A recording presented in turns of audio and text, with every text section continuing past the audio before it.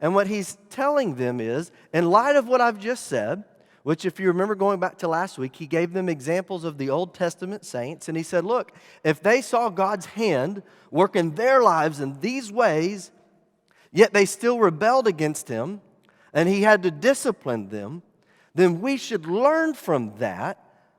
Our lives should be directed by what we learn from their examples. And so in light of that, then he gives us the command, therefore, flee from idolatry. And we talked about last week one way that we can kind of self-check as far as idolatry goes, because most of us do not have hand-carved idols that we're going to go home and bow down and worship.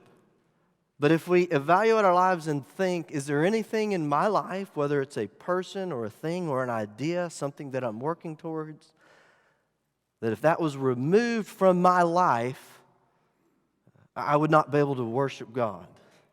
Now, obviously, we're going to go through difficulties. Life has its ups and downs and times of grief and times of joy. But is there something in your life that if it was taken away, you'd be so angry at God, or you'd be so downfallen, or you'd be so upset? You'd be like, God, I just can't worship you because you've allowed this thing in my life. If there's something like that in your life, odds are you have found the idols. You have found the idols.